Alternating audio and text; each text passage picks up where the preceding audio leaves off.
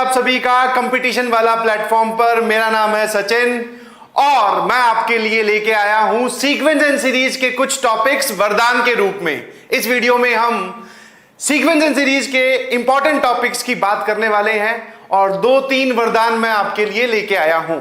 वरदान का मतलब होता है सर किसी चीज को किसी को दे देना और उसकी वजह से सामने वाले इंसान की सारी समस्याएं हल हो जाएं और उसकी मनोकामना पूरी हो जाए।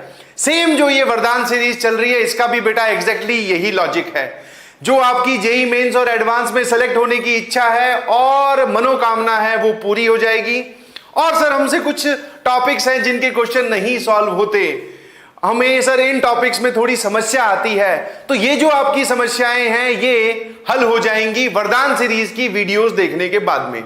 तो मेरी आपसे एक छोटी सी रिक्वेस्ट है, जितनी भी वीडियोस जिस भी सब्जेक्ट की आपके पास पहुंच रही है आप उन वीडियोस को देखें। वीडियोस के पैरेलली आप अपने नोट्स बनाइए, हर एक चीज को समझ समझ के लिखते जाइए। अपने टीचर्स को ऑब्जर्व करिए कि वो क्वेश्चन कैसे सॉल्व कर रहे हैं और आपको क्या जानकारी बता रहे हैं।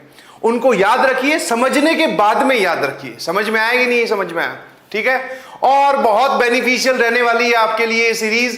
तो स्टार्ट करते हैं पहले क्वेश्चन से या फिर पहले वरदान से। उससे पहले एक छोटा सा ओवरव्यू मैं आपको बता दूं कि सीक्वेंस एंड सीरीज में कौन कौन से टॉपिक से किस किस टाइप के क्वेश्चंस और कितने वेटेज वाले क्वेश्चंस पूछे जा चुके हैं, ठीक है। अगर मैं बात करूं एपी, जीपी और एचपी की, तो यू कैन से 58% ये वाला जो सेक्शन है ये AP arithmetic progression, GP and HP, इन तीनों से जो बेसिक सीरीज हैं उन तीनों से 58% क्वेश्चंस आते हैं। बिल्कुल सही, तो आपको इनकी नॉलेज होनी चाहिए।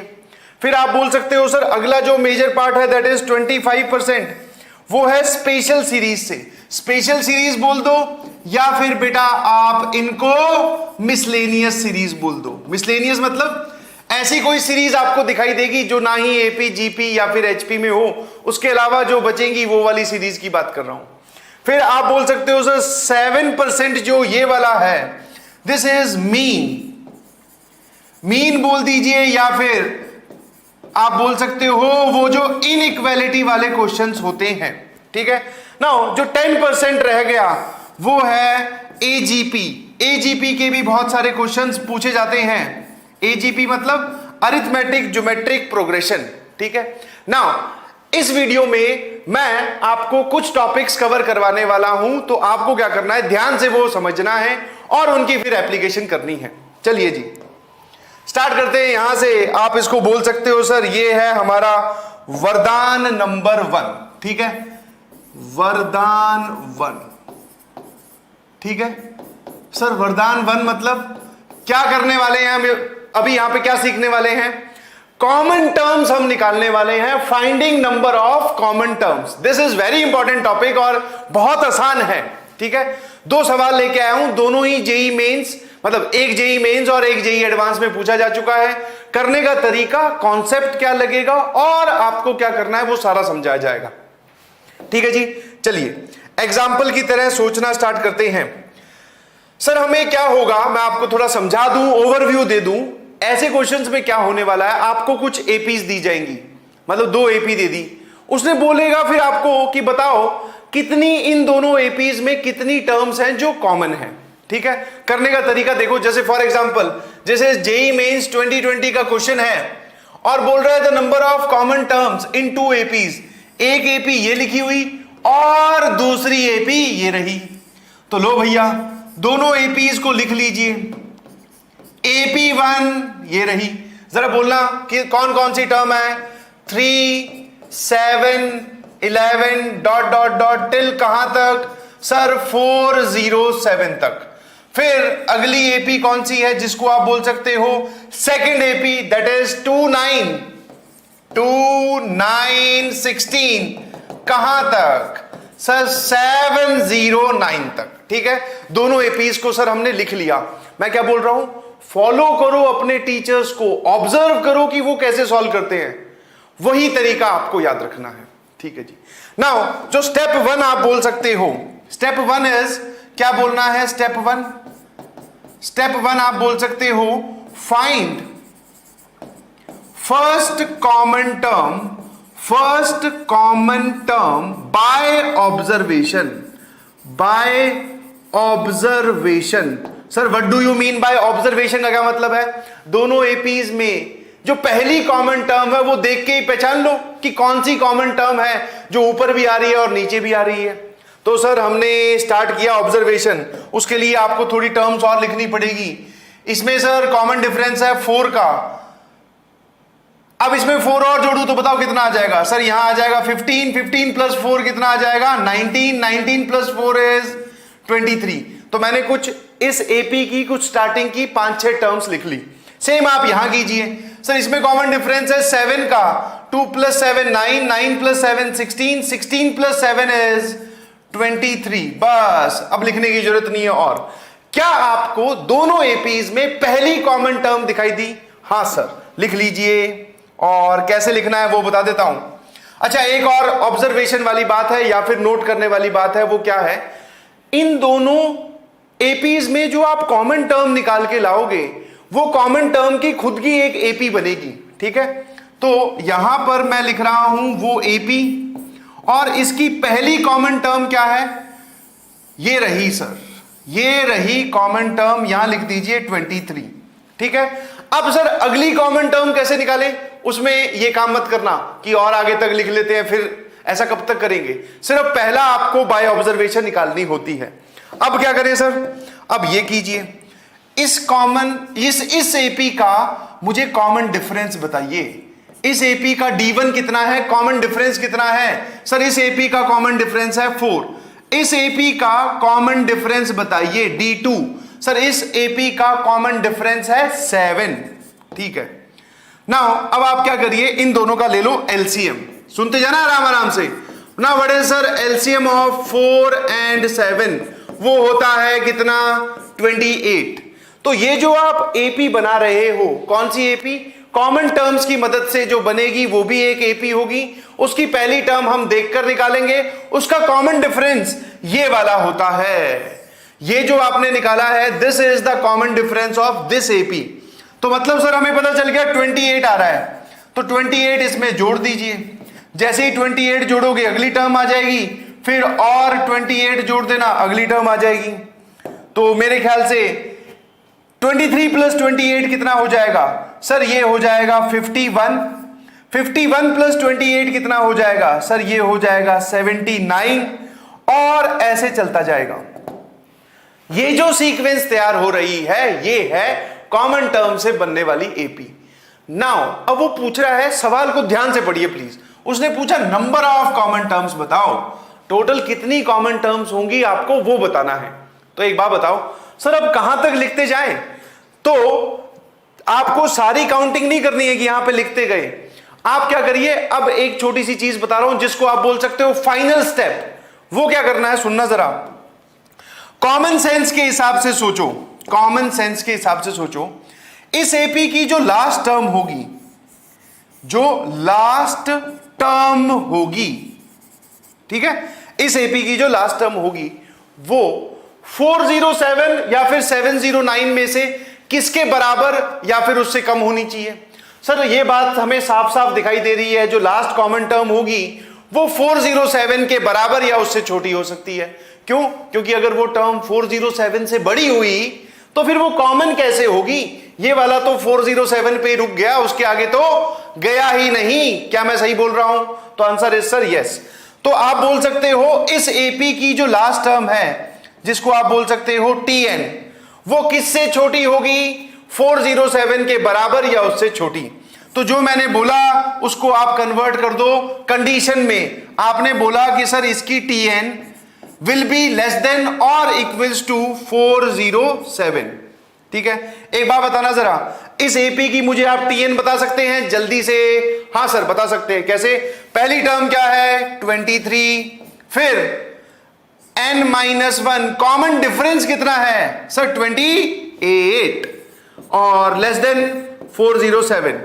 ये इससे मल्टीप्लाई होगा तो 28n minus 28 plus 23 sir -5n sir ये इधर जाएगा तो ये हो जाएगा 412 4112 डिवाइडेड बाय 28।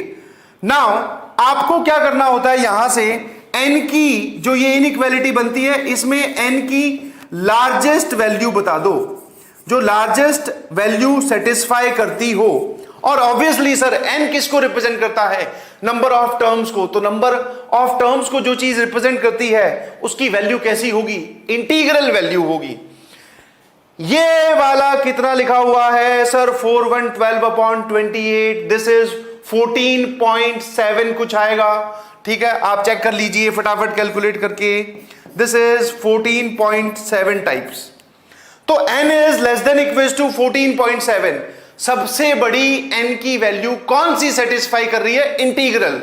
तो आप बोलोगे सर n की लार्जेस्ट वैल्यू इज 14। ये जो आया यही हमारा जवाब है। फाइनल आंसर इज कि दोनों एपीज में common term is 14 common terms हैं। कैसे किया, दोबारा से एक बार समझाता हूं और फिर जो अगला क्वेश्चन हम सॉल्व करने वाले हैं वो जेई एडवांस का है। फटाफट देखो सर, दो एपीज होंगी, ऊपर नीचे लिख लेंगे। पहली कॉमन टर्म बाय ऑब्जर्वेशन निकालनी है, आंखों से ढूंढ कर निकालनी है। ठीक है, फिर दोनों एपी का आप कॉमन डिफरेंस लिख लीजिए। उन कॉमन डिफरेंस का ले लो एलसीएम, वो आया जितना भी, उस कॉमन डिफरेंस को याद रखना जो एलसीएम आया। नाउ जो कॉमन टर्म आपने निकाली उसको यहां रख लो। अब इसमें जो आपने एलसीएम लिया है वो जोड़ते जाओ और टर्म्स बनाते जाओ। इसकी टीएन लिखो, वो ये रही। इसकी जो टीएन होगी इन एपीज में से जिसकी लास्ट टर्म छोटी है उसके बराबर या उससे छोटा कर दो। इस इनइक्वालिटी में सेटिस्फाई करने वाला सबसे बड़ी n की इंटीग्रल वैल्यूज बता दो, वही आपका आंसर है। आई होप आपको ये समझ में आया होगा। ये हमने पढ़ा दो एपीज के लिए, प्रोसीजर सेम है। और जेई एडवांस का क्वेश्चन सॉल्व करते हैं जिसमें 3 एपीज दी गई थी। ये लीजिए प्लीज, अगला क्वेश्चन पढ़ो। Again finding number of common terms, एक बार पढ़ लीजिए। दिस इज जेई एडवांस 2019 का क्वेश्चन है। ठीक है जी, बस जेई एडवांस का नाम सुनकर घबरा मत जाना, कुछ नहीं होगा। वो जो सिखाया है वो ही यहां पर अप्लाई करना है। चलिए देखो ध्यान से क्या बोल रहा है। अच्छा, इसमें एक अपीयरेंस यूज कर रहा है, मतलब वो ये बोल रहा है कि एपी लिखूंगा और ब्रैकेट में ऐसे लिख दूंगा A:D।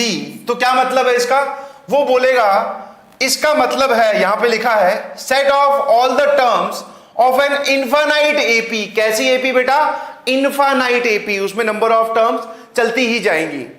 ठीक है, विद फर्स्ट टर्म ए और कॉमन डिफरेंस डी, और डी पॉजिटिव है। बहुत बढ़िया, मतलब वो एक इनफाइनाइट एपी को रिप्रेजेंट कर रहा है। सर वैसे भी हमें किसी एपी को अगर लिखना हो तो हमें दो ही चीजों की जरूरत पड़ती है, एक फर्स्ट टर्म और एक उसका कॉमन डिफरेंस।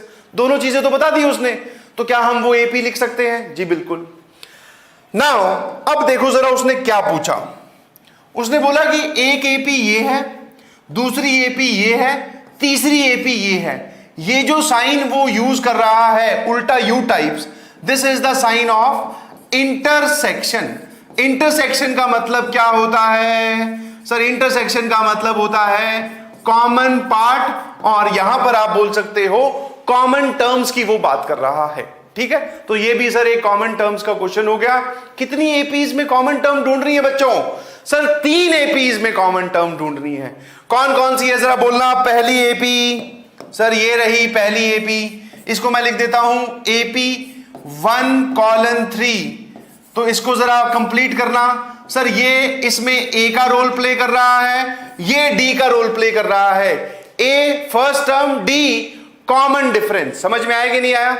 तो सर शुरू हो गए ए, अब इसमें डी जोड़ते जाओ, 4 और डी जोड़ोगे, मतलब डी क्या है? Common difference, that is 3। जोड़ते जाओ, टर्म मिलती जाएंगी।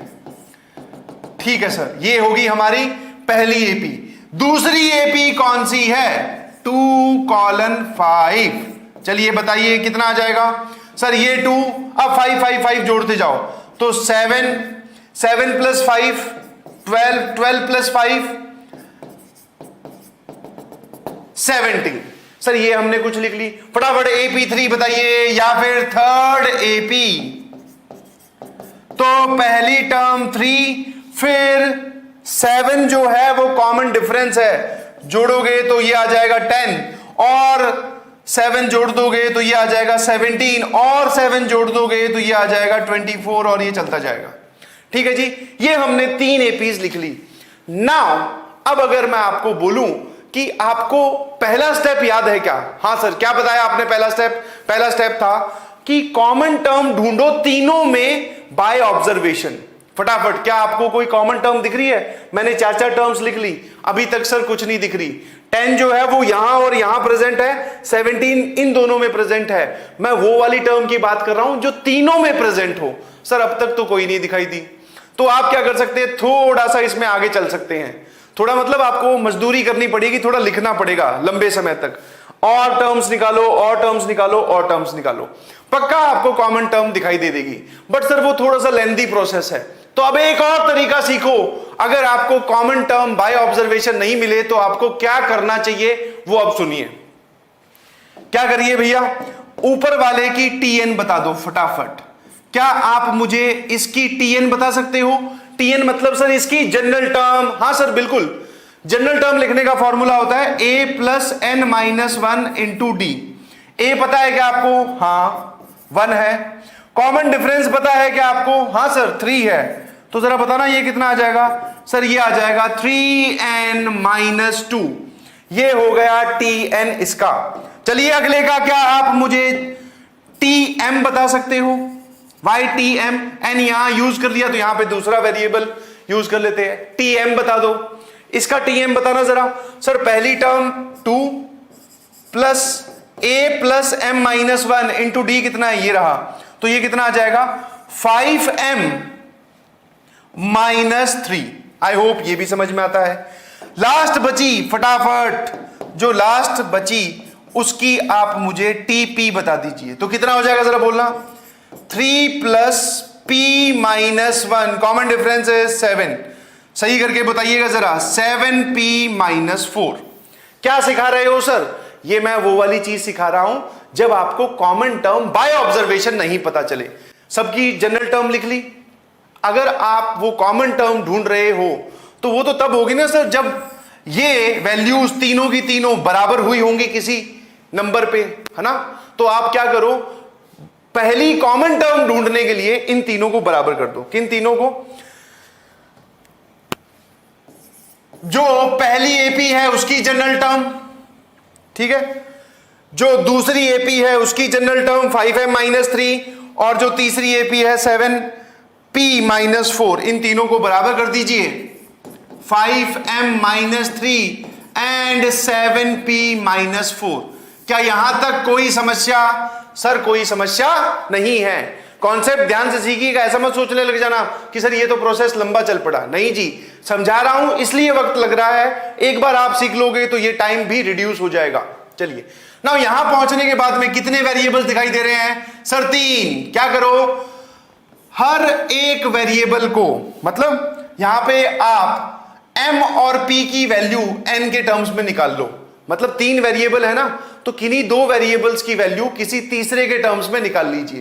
क्या बोल रहा हूं, अगर मैं सिर्फ इन दोनों को इक्वेट करूं तो मुझे फटाफट यहां से m की वैल्यू बताओ।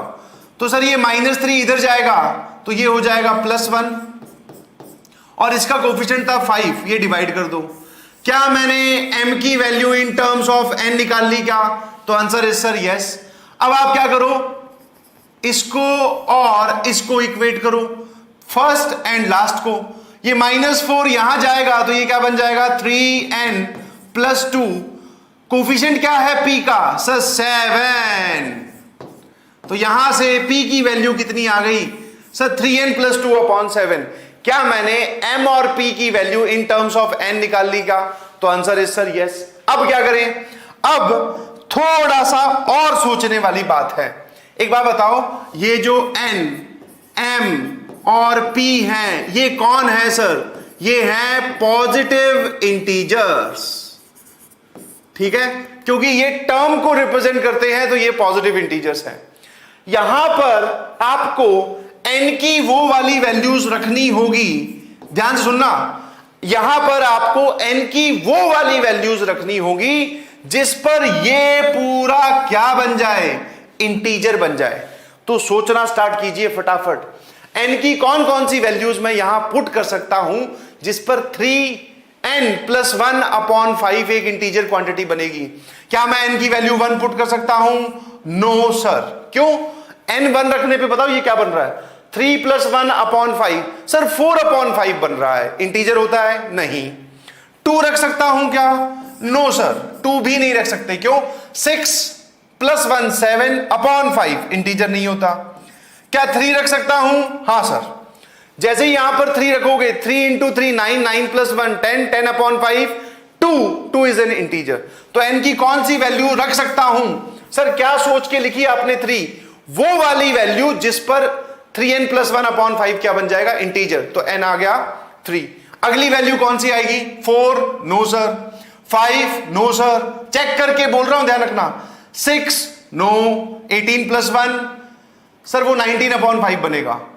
7 नो। 8 हां सर 8 ठीक है। कैसे?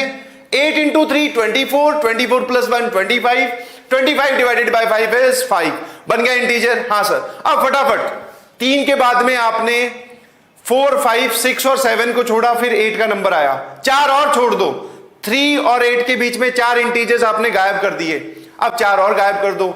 9 10 11 और 12 किसका नंबर आएगा? सर अब नंबर आएगा 13 का। 13 के बाद में और 4 छोड़ दो। 14 15 16 17 किसका नंबर आएगा? सर नंबर आएगा 18 का। ये वो सारी वैल्यूज हैं जिनको यहां रखने पर ये पूरा क्या बनेगा? इंटीजर। नाउ सर ऐसा ही यहां ढूंढना है क्योंकि p भी इंटीजर है। n की कौन कौन सी वैल्यूज लें? n की कौन कौन सी वैल्यूज लें जिनको यहां रखने पर ये पूरा इंटीजर बने? एक तरीका तो है, अलग से सोचो जैसे यहां सोचा, और फिर n की जो सबसे छोटी कॉमन वैल्यू आएगी, n की जो सबसे छोटी वैल्यू आएगी जो यहां पर भी हो यहां पर भी हो वो निकाल लाना। एक तरीका तो ये। दूसरा तरीका सर कॉमन सेंस से समझ में आता है। आप क्या करो, यही वैल्यूज को पुट कर करके देखो, क्योंकि आप कॉमन पार्ट ढूंढोगे दोनों में। यही n में से कोई ऐसा नंबर ढूंढ लो जिसको यहां रखने पर ये इंटीजर बने। तो क्या वो 3 हो सकता है? तो आंसर इज नो। ये क्या बन रहा है सर? 11/7। क्या वो 8 हो सकता है? 24। 8 × 3 24+2 26/7। No sir. 13 हो सकता है? 39+2 41 नहीं। 18 हो सकता है क्या? 18 × 3 54 54+2 56/7। हां सर 8। तो ये बन गया इंटीजर। तो n की कौन सी वैल्यू आई अगर मैं आपसे पूछूं? सबसे छोटी, बस उसके आगे जाने की जरूरत नहीं है। सर n की वैल्यू आई 18। n की वैल्यू कितनी आ गई? 18, जिस पर ये और ये इंटीजर बन रहे हैं। ठीक है, आराम से सोचो जो मैंने बोला। नाउ अगर n ये है तो फटाफट बताओ m क्या होगा? सर n अगर ये है तो 18 × 3 54+1 55 55/5 11। m 11 हो जाएगा।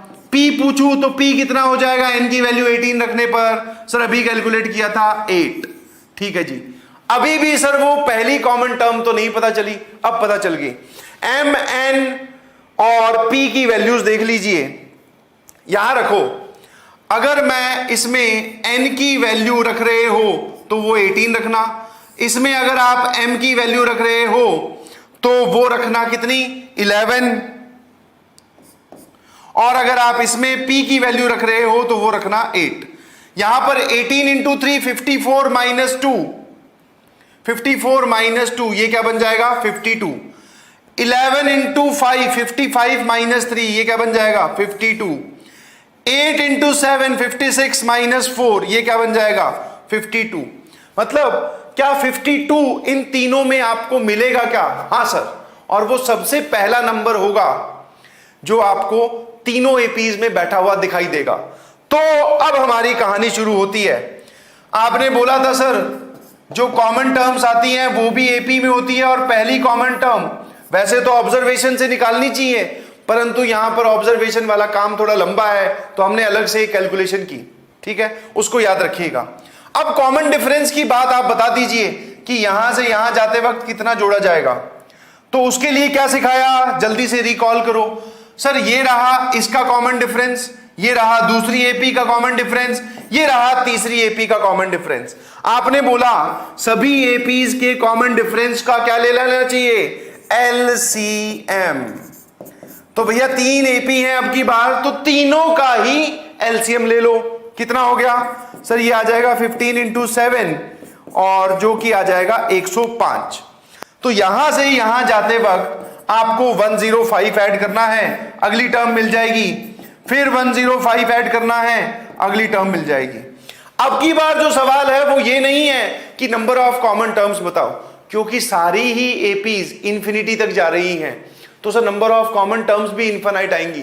परंतु अब की बार तो कुछ और पूछ रहा है, कि बोल रहा है कि जब आप इनका इंटरसेक्शन निकालते हो, सब में कॉमन टर्म्स निकालते हो, तो वो खुद एक एपी आती है जिसकी पहली टर्म है ए, कॉमन डिफरेंस है डी। आपको ए प्लस डी बताना है, कॉमन डिफरेंस और ए बताइए। पहली टर्म क्या निकाली सर 52, कॉमन डिफरेंस कितना निकला 105, इन दोनों का एडिशन सर 157, और यही हमारा आंसर है।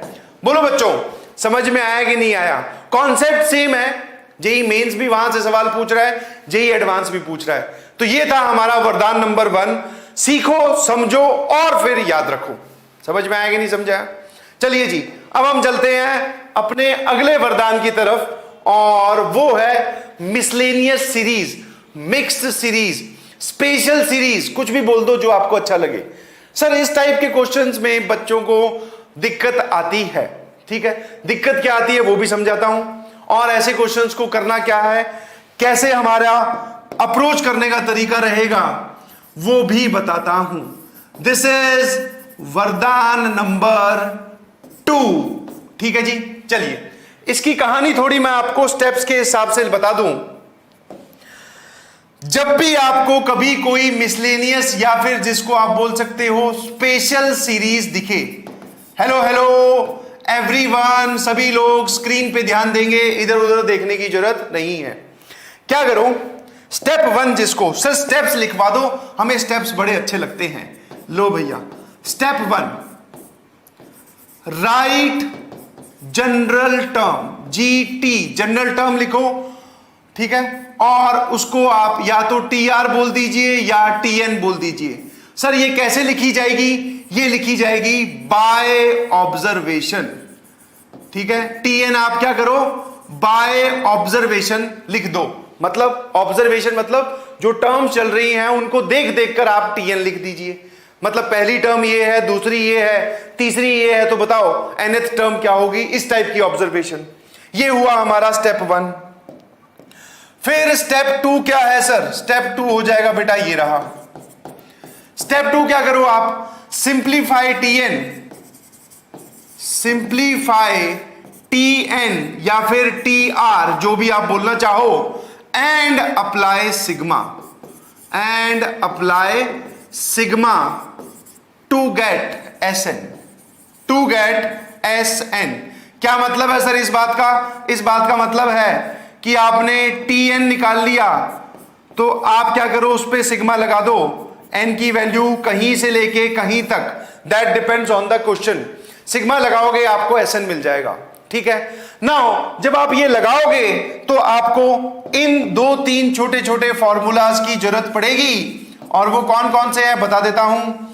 सिग्मा आर, आर की वैल्यू 1 से लेके n, sum of first n natural numbers, 1 + 2 + 3 + कहां तक सर, n तक, ये होता है n × n + 1/2। फिर सर ये हुआ पहला फॉर्मूला। हमें कई बार इसकी जरूरत भी पड़ सकती है। जब इस सिग्मा को आप ओपन करोगे तो क्या लिखा हुआ है, 1² + 2² + 3² डॉट डॉट डॉट कहां तक, n² तक। तो ये क्या लिखा हुआ है, sum of squares of first n natural numbers, first n natural numbers. तो क्या आएगा जरा बोलना सर, ये आता है n + 1 × 2n + 1/6, ठीक है जी। एक और लिख लेते हैं फटाफट, सिग्मा r3, r की वैल्यू 1 से लेके n, क्या लिखा हुआ है भैया जल्दी से सोचो। सर ये लिखा हुआ है sum of first n natural numbers के क्यूब्स का सम, ठीक है। तो ये कितना आएगा, n + 1 अपॉन 2 का होल स्क्वायर। तो मैंने बेसिकली आपको ये 3 फॉर्मूलाज बताए, जिनको याद है बहुत अच्छी बात, जिनको नहीं याद अभी नोट कर लेते हैं सर, और कभी भूलेंगे नहीं। ठीक है, ये तीनों फॉर्मूलाज देख लीजिए, इनकी जरूरत आपको पड़ेगी। तो बस ये इतनी सी थ्योरी है, और आगे आने वाले हम 2 सवाल इसी थ्योरी के बेसिस पे सॉल्व करने वाले हैं। ठीक है जी, चलिए अब आ जाते हैं इस सवाल पर, जो कि है हमारा वरदान नंबर 2, और हम मिसलेनियस सीरीज सॉल्व करनी सीख रहे हैं। चलिए जी, फटाफट बताओ क्या करना है सर आपको। सम ऑफ फर्स्ट 9 टर्म्स बताना, और ये वाली सीरीज है। बहुत बढ़िया। तो पहला स्टेप क्या था, जल्दी से बताइए सर। पहला स्टेप आपने बोला कि इसकी जनरल टर्म लिख लो। लिखो भैया जनरल टर्म, फटाफट लिखो जनरल टर्म। और उसके आगे क्या बोला था सर? आपने बोला कि बाय ऑब्जर्वेशन लिखना है, तो लो लिखते हैं। ऑब्जर्वेशन मतलब पहली टर्म को अच्छे से देखा, पता चला सर 1 नंबर का क्यूब 1 का क्यूब अपॉन 1। बहुत बढ़िया। दूसरी टर्म पे पहुंचे तो 1 cube plus 2 cube divided by 1 plus 3। तीसरी टर्म पे पहुंचे तो 1 cube plus 2 cube plus 3 cube divided by 1 plus 3 plus 5। अगर मैं आपसे पूछूं कि आपको कुछ समझ में आया क्या, कुछ आप ऑब्जर्व कर पाएगा, तो आंसर इज सर यस। अगर पहली टर्म है तो ऊपर 1 का क्यूब है, 2 टर्म्स है तो ऊपर 1 प्लस 2 का क्यूब है, मतलब 1 क्यूब प्लस 2 क्यूब है। तीसरी टर्म है तो 3, पहले 3 नेचुरल नंबर्स के क्यूब्स का सम है। चौथी टर्म होगी तो पहले 4 के क्यूब्स का सम होगा। अगर ऐसे ही rth टर्म होती, या जिसको आप बोल सकते हो जनरल टर्म, अगर मैं tr लिखूं तो क्या होगा सर? उसमें r तक के क्यूब्स का सम होगा। कहां तक के? r तक के क्यूब्स का सम। देख लो आराम से, पहली में 1 का, दूसरी में 2 का, तीसरी में 3 का, चौथी में 4 का। ऐसे ही rth में 1 से शुरू होके r तक के क्यूब्स का सम लिख दो। ठीक है ना सर। अब डिनोमिनेटर पे आ जाते हैं। एक इंसान, बहुत बढ़िया। यहां पर 2, यहां पर 3। सर ये लोग हैं कौन जिनको वो जोड़ रहा है? सर ये ऑड नंबर हैं। कौन कौन से हैं? 1 3 5। ये कौन है? Odd number. पहली टर्म के डिनोमिनेटर में 1, दूसरी के 2, उनका एडिशन हो रहा है, तीसरी के 3, उनका एडिशन हो रहा है। तो ऐसे ही सर अगर आप rth टर्म लिखोगे तो 1 प्लस 3 ऑड नंबर्स लिखने ना, फिर 5। कितने ऑड नंबर्स लिखे जाएंगे डिनोमिनेटर में? rth टर्म है तो r, और r ऑड नंबर्स कैसे लिखे जाएंगे? 2r minus 1। देख लो आराम से, rth ऑड नंबर्स या r ऑड नंबर्स कैसे लिखे जाएंगे, वो ये रहे। ठीक है जी, यहां हम पहुंच गए। ये हमारी जनरल टर्म हो गई। और मैं तो क्या करता हूं, जब जब जनरल टर्म लिखता हूं तब मैं एक बार वैल्यू जरूर पुट करके देखता हूं कहीं कुछ एरर तो नहीं हो रहा। जैसे r की वैल्यू 1 रखूं तो ये सीक्वेंस सिर्फ यहीं तक चलेगी। इसमें r की वैल्यू 1 रखने पे ये 1 बन जाएगा, ये यहां तक जाएगी, 1 क्यूब अपॉन 1 बन गया। r की वैल्यू 2 रख के और देख लो सर, 2 रखोगे ये सीक्वेंस यहां तक जाएगी, r की वैल्यू 2 रखने पर ये बन जाएगा 3, तो ये यहां रुक जाएगा। तो 1 cube plus 2 cube upon 1 plus 3। ठीक है जी, यहां तक समझ में आया? मतलब हमने जनरल टर्म सही लिखी है। उसके बाद में क्या बोला था सर आपने? Simplify and apply sigma. Simplify मतलब कि कुछ सिंप्लीफाई हो रहा है क्या? हाँ सर, ये पहले r नेचुरल नंबर्स के क्यूब का सम क्या होता है, वो अभी फॉर्मूला लिखवाया था, r into r plus 1 upon 2 का स्क्वायर। डिनोमिनेटर क्या है सर? पहले r ऑड नंबर्स के सम। तो एक बार बताओ सर, ये जो डिनोमिनेटर में लिखा हुआ है ये तो एक एपी बन रही है। फटाफट गुपचुप कैलकुलेशन जो रफ कॉपी में हम करते हैं, 1 प्लस 3 प्लस 5 कहां तक? 2r माइनस 1 तक। क्या आपको ये एक एपी दिखाई दे रही है? हाँ सर, जिसकी पहली टर्म है 1, common difference 2, number of terms. Number of terms यहां देखकर बहुत सारे लोग चिल्ला देंगे sir number of terms are 2r minus 1। बिल्कुल गलत, नंबर ऑफ टर्म्स r हैं। ठीक है जी, नंबर ऑफ टर्म्स कितनी है? r। तो अगर मैं इसके सम का फॉर्मूला आपसे पूछूं तो क्या होता है भैया? Number of terms divided by 2 into a plus n minus 1, n का रोल अब की बार r प्ले कर रहा है, इंटू d। अगर आप इसको सिंप्लीफाई करोगे तो ये आ जाएगा बेटा आर स्क्वायर। करके देखो सिंप्लीफाई, 2 2 कैंसिल और ऊपर बचेगा 2r, ये 2r और ये 2 कैंसिल, बचा r इंटू आर, तो वो आ गया आर स्क्वायर। तो सर ये आ गया ये। क्या आपको ये सिंप्लीफाई होता हुआ दिखाई दे रहा है क्या? हाँ सर, ये आर स्क्वायर और ये आर गया, ऊपर क्या लिखा हुआ है r प्लस 1 का स्क्वायर और 2 का स्क्वायर कितना होता है 4। ये हमारी आ गई जनरल टर्म सिंप्लीफाई करने के बाद में। ठीक है, अब क्या करो सर? अब आपने बोला अप्लाई सिग्मा, तो अगला जो स्टेप है वो है अप्लाई सिग्मा वाला स्टेप। कौन सा स्टेप है बेटा? Apply sigma. तो आप बोल सकते हो सम कैसे निकलेगा? टी आर, आर की वैल्यू कहीं से स्टार्ट करनी है और कहीं तक लेके जानी है, वो सवाल टू सवाल डिपेंड करता है। वो बोल रहा है सम ऑफ फर्स्ट 9 टर्म्स, पहली 9 टर्म्स का सम बताओ। तो लो कहां से स्टार्ट करें सर? आर की वैल्यू, आर की वैल्यू 1 से स्टार्ट होगी। क्यों? क्योंकि यहां पर आर की वैल्यू 1 रखने पर पहली टर्म बनी थी, तो 1 से स्टार्ट होगी। कहां तक जाएगी सर? ये बता रहा 9 टर्म्स तक, तो 1 से शुरू होके कहां तक? 9 टर्म्स तक। और ये टी आर आपने अभी क्या निकाला? तो लो भैया आर की वैल्यू 1 से लेके 9, अभी हमने इसको सिंप्लीफाई करके पता किया आर प्लस 1 का स्क्वायर अपॉन 4। चलो भैया देखते जाना सर, ये 1 अपॉन 4 को बाहर निकाल दो, कांस्टेंट है। क्या बचा? आर की वैल्यू 1 से लेके 9, आर प्लस 1 का स्क्वायर। चलिए एक बार बोलना स्टार्ट करना, अगर मैं आर की वैल्यू 1 रखूं तो ये बन जाएगा 2 स्क्वायर, 2 रखूं तो ये बन जाएगा 3 स्क्वायर, 3 रखूं तो 4 स्क्वायर। कहां तक सर? 9 रखोगे तो ये बन जाएगा 10 स्क्वायर। तो ये आ गया भैया एस, जो आपसे पूछा जा रहा है। नाउ सर इसमें क्या हम फॉर्मूला लगा सकते हैं? तो वो जो मैंने आपको थोड़ी देर पहले 3 फॉर्मूले लिखवाए, उनमें नोट करने वाली खास बात ये है, वो तब लगाए जाते हैं जब 1 से शुरुआत हो। तो आप ये नहीं बोल सकते कि ये सम ऑफ फर्स्ट 10 नेचुरल नंबर्स के स्क्वायर्स का सम लिखा हुआ है, बिल्कुल नहीं, इसमें 1 गायब है। तो फॉर्मूला लगाने के लिए थोड़ा सा परिवर्तन चाहिए, और वो क्या है? इसमें सर 1 गायब है, तो एक काम करते हैं 1 को ले आते हैं। कैसे लेके आ रहे हैं वो देखना जरा।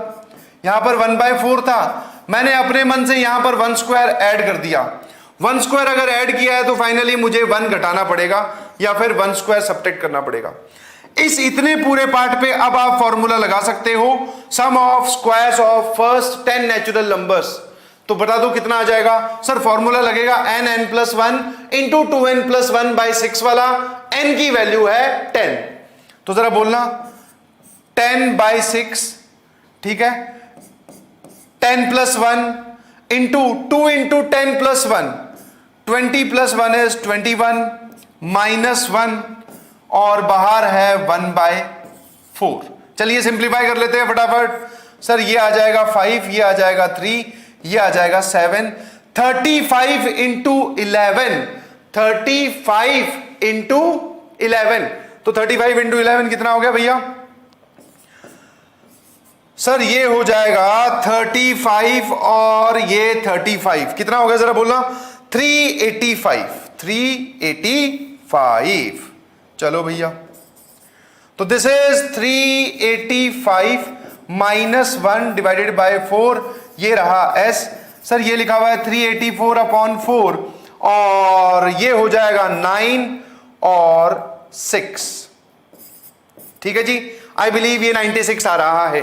क्या हमारे पास ऑप्शन में 96 था क्या? जी बिल्कुल, ठीक है। तो वरदान 2 में मैंने आपको मिसलेनियस सीरीज सॉल्व करनी सिखाई, एक एक स्टेप डिटेल में बताया गया है, आपको सिर्फ फॉलो करना है।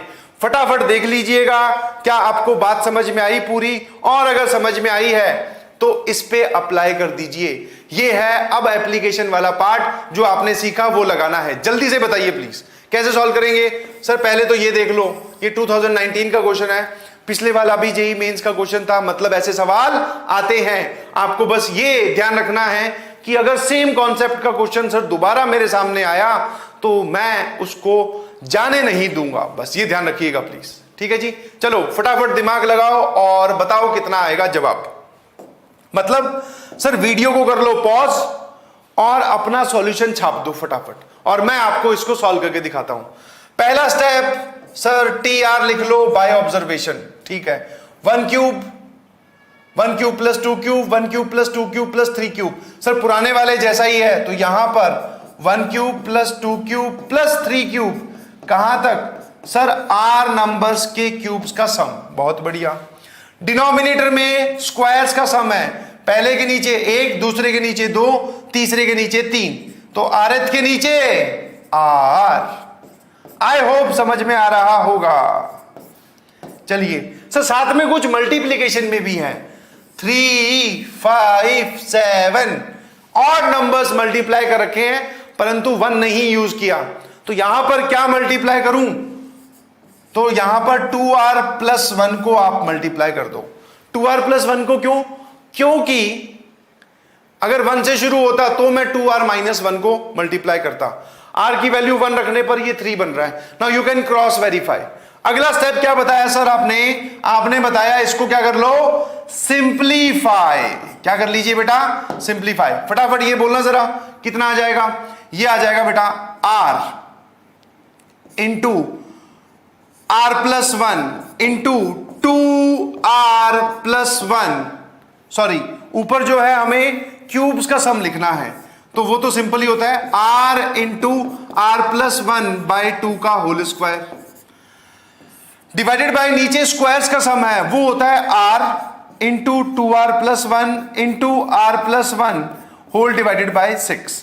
ये पूरा हो गया, इसको सिंप्लीफाई कर लेते हैं। 2r प्लस 1 2r प्लस 1 गया, एक r प्लस 1, ये पावर गई। जरा बोलना क्या क्या बचा न्यूमरेटर में? सर एक r और एक r प्लस 1 बच गया, इसका स्क्वायर हो रहा था तो 4 यहां चला गया, और ये 6 डिनोमिनेटर के डिनोमिनेटर में है तो ये ऊपर चला गया। आई बिलीव ये आएगा 3, ये 2, तो this is 3/2 into r square plus r। ये हमारी आ गई TR। क्या करना है सर? अब अगला स्टेप जो था दैट इज अप्लाई सिग्मा। कौन सा स्टेप? अब अप्लाई सिग्मा वाला स्टेप है। तो जरा बोलना कितनी टर्म्स का सम पूछा है उसने? Up to 10 terms. ठीक है, तो हम S10 निकाल रहे हैं। सिग्मा R की वैल्यू कहां से शुरू हुई थी? 1 से। कहां तक जानी चाहिए? 10 तक, क्योंकि 10 तक का ही सम वो आपसे पूछ रहा है। और इसको लाके यहां चिपका दो, 3/2 into R square plus r। अब इसको फटाफट सिंप्लीफाई कर लीजिए बेटा। 3/2 सिग्मा के बाहर बिकॉज कांस्टेंट है, और पीछे क्या बचा? r स्क्वायर प्लस r, और r की वैल्यू 1 से लेके 10। इसको सिंप्लीफाई करो और जवाब बता दो। तो फटाफट देखिएगा प्लीज।